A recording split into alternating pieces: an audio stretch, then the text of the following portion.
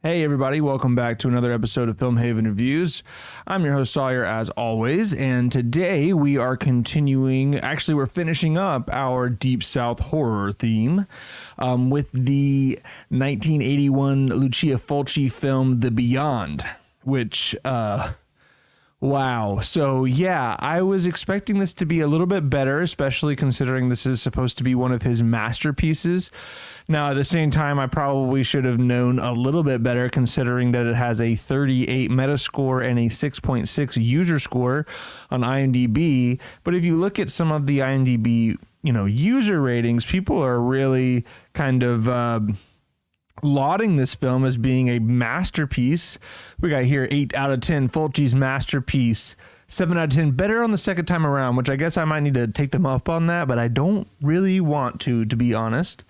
We've got 8 out of 10 here. 10 out of 10. Fulci's masterpiece of pure imagery. 7 out of 10. 10 out of 10. A true masterpiece from a legendary master of horror. I mean, this is crazy. 10 out of 10 here. There is a 1 out of 10. 10 stars. Are you joking? See, that's more kind of where I'm at. 10 out of 10. The Beyond equals horror. 10 out of 10. Lucio Fulci's morbid masterpiece that combines atmosphere with extreme gore. Now, yes, there is a lot of extreme gore, for sure. Out of all the Lucio Fulci films in the world, this is the Lucio Fulciest. I do enjoy that title, for sure. This one, overrated piece of, you get it. So 1 out of 10. I think, once again, I'm a little closer to that. I'll go ahead and tell you out of the gate here that I'm going to give this film a 6 out of 10. Because while it is kind of a ridiculous film, I do think that it is at least entertaining at points, and there is enough, I got to give credit to all the practical effects that I thought were really well done. And they were well done for the time and probably pushing the envelope in some way. After all, this is, I believe, the same year as the movie The Thing came out. So that movie also pushing a lot of kind of barriers and moving into practical effects and what you can do with practical effects. It was a big year for that, apparently. But at the same time, the story itself, my God, it's just, the movie just goes at a glacial pace pretty much. And it feels, quite literally, some people are saying here it's a masterpiece of, gore and extreme gore, which you'd think, knowing me, if you've been listening to this podcast long enough, you know that I should like that. And while I do think that the practical effects were good, even I have my limits when it comes to, you need a story. You need a story that makes sense. Half the time you're watching this movie, you're like, wait, why and what and who cares? All three of those things.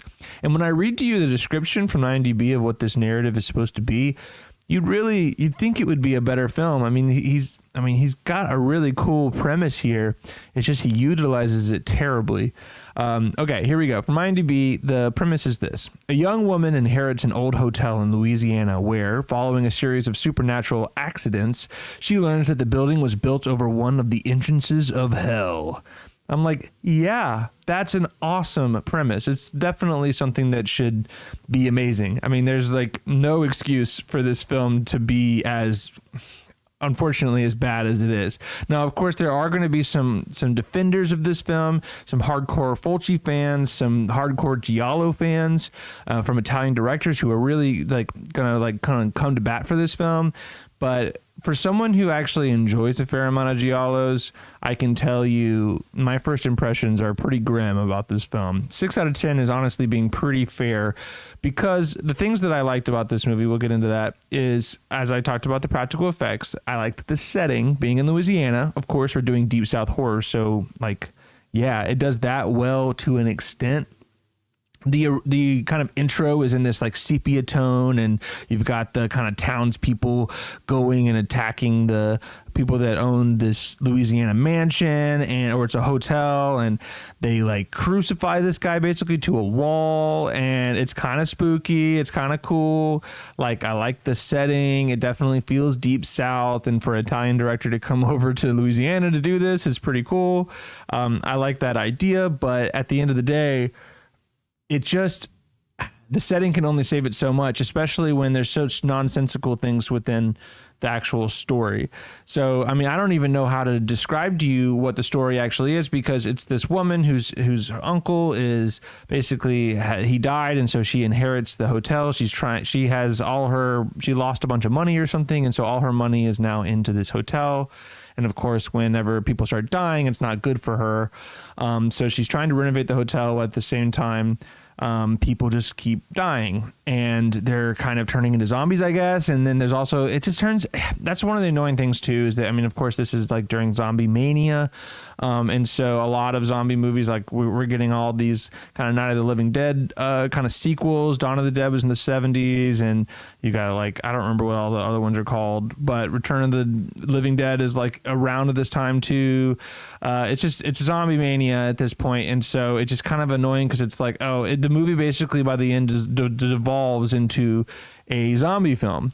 And then like, wow, when you have a movie whose whole point is to be like over the entrance of hell, and the beyond, the titular beyond is this kind of like hellish purgatory hellscape where there's nothing there, and that part is pretty cool. Because I'm sorry, I'm gonna ruin it. So if you're afraid of spoilers with this film, I'm sorry, but the end of the movie has them going into the beyond finally, and they get to see it, and that is cool too. That's one of the things that's giving it a 6 out of 10. I thought that was kind of creepy, kind of weird. I like the idea, very Lovecraftian, almost like Pickman's model. We've got like the guy from the intro is painting this picture that's being shown throughout the movie, which is an accurate picture of the beyond. So he was obviously seeing into this other kind of, portal basically into this hell. And I think that's cool. I thought that was really interesting. It's just that like pretty much like 80% of the dialogue scenes in this movie are just excruciatingly bad, or just you don't care. It's either, obviously it's an Italian, it's a Giallo-ish Italian director doing English-speaking movie, very much in Fulci's wheelhouse, as well as all the other Italian directors of his ilk during this time. So you know that the acting is going to be terrible. We did the Fulci film Massacre Time, and the acting there was so bad that I was showcasing the different lines that were just terribly delivered. So that is a thing that you just know. I don't necessarily hold it against it, but you at least have to have somewhat of an interesting story.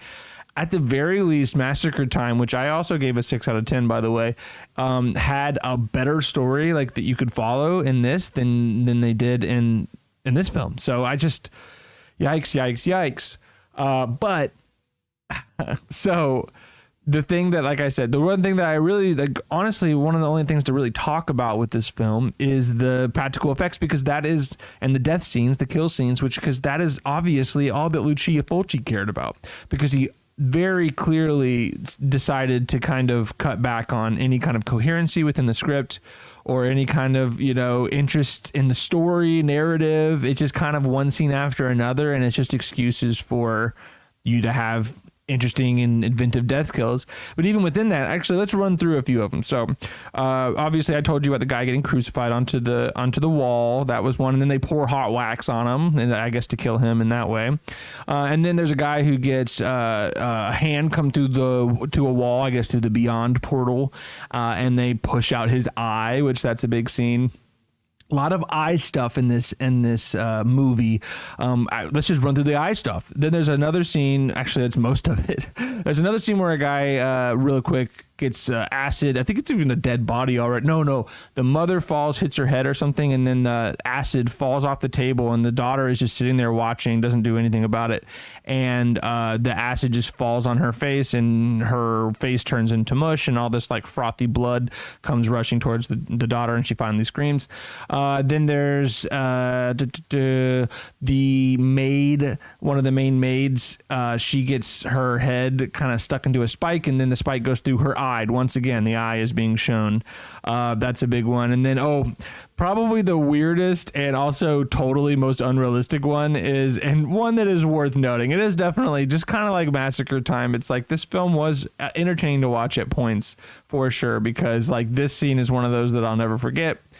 Basically a guy falls down and gets paralyzed, and just for no reason at all, a legion of tarantulas come out and just start biting at his face. And it's obviously a fake, like, practical, like paper mache almost face with all this makeup on.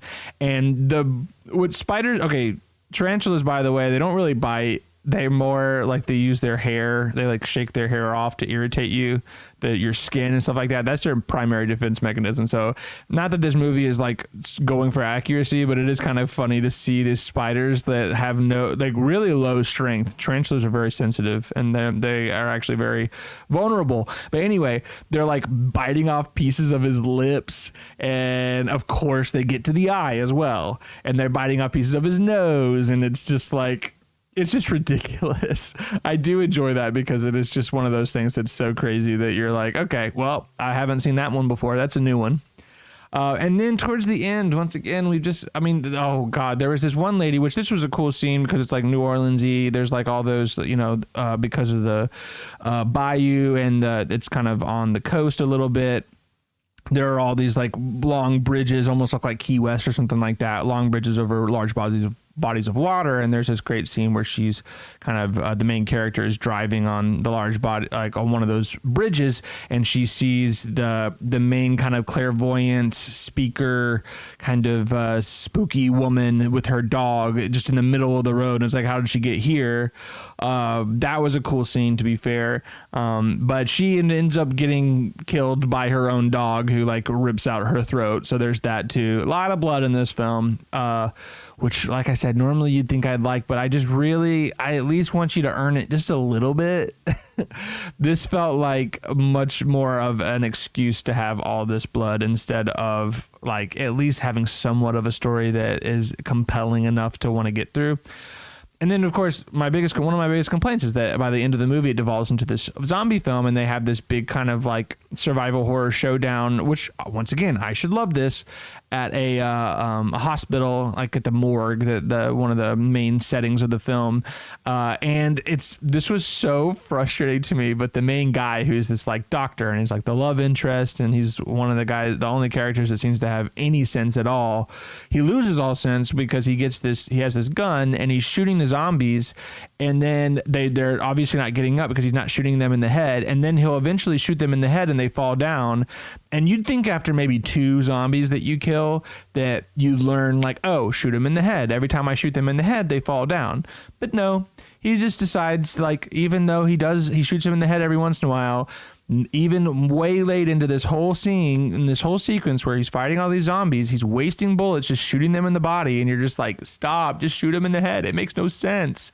Like, that makes I'm sorry I'm getting so upset about this, but it's just, when you're watching it, in movies, there are plenty of things that you can suspend your disbelief about, things that don't make sense. I can even get over the fact that tarantulas are biting this guy's face off.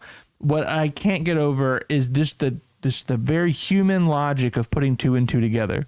When you shoot a zombie in the head after shooting him 3 times in the chest and he's not going down, and then he dies, maybe I can say, okay, he thinks it takes 4. Okay, that's his thought process. Then he fights the next zombie, shoots him 1,000,000 times, and then shoots him in the head, and they go down. Okay, we're getting somewhere. Maybe at this point you should probably realize every time I shoot him in the head, they go down. You get to the 3rd zombie, you shoot him straight in the head, first shot, they go down. Now you should know that it's dead. But no, he spends the entire time just like every once in a while shooting him in the head and just not putting it together, and it just annoys me to no end. And I know that's like such a nitpicky thing, but I guess it's indicative of this entire film's lack of logic. So I spent a lot of time kind of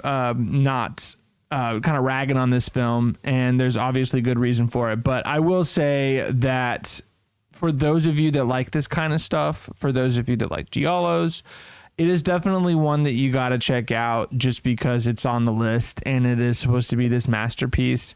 I think that there is some atmospheric stuff in it sometimes. Like, for example, in the setting, there's this like basement of the hotel where you have the spiral staircase and they're always going down that, and it's into this like sewer area because the basement flooded, and this whole sewer underground area is cool.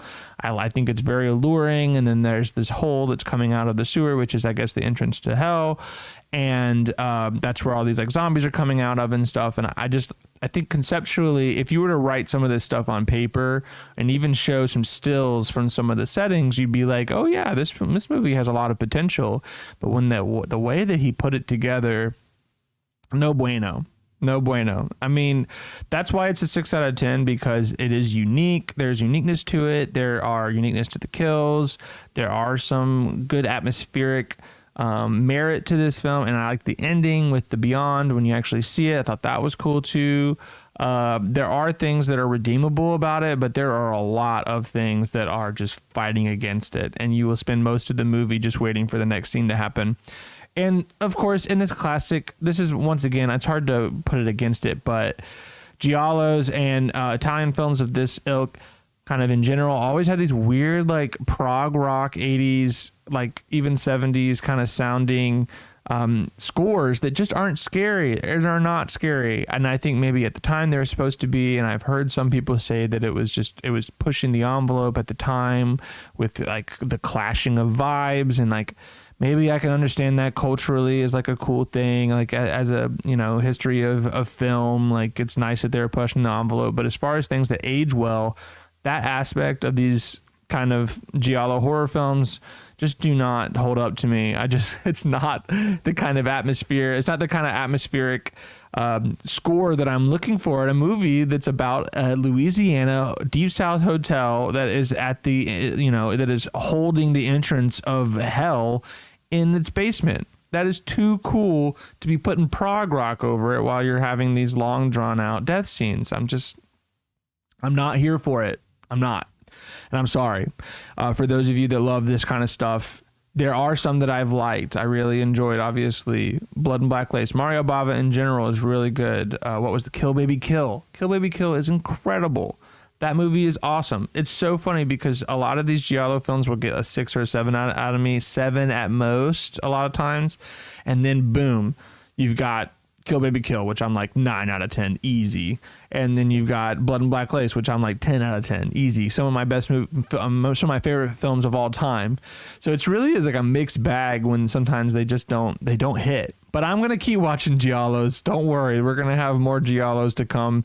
Not anytime soon, probably. But, you know, I just obviously can't stay away from Lucio Fulci because this is my 3rd film that I've done of his. And so far, he has not done too well. Let me think. What was the first one I did? I'm trying to remember. I know we did Massacre Time. We did this one. I did an older The Psychic. And that one was better. That's probably his best out of all 3 of these. That one actually had a good story.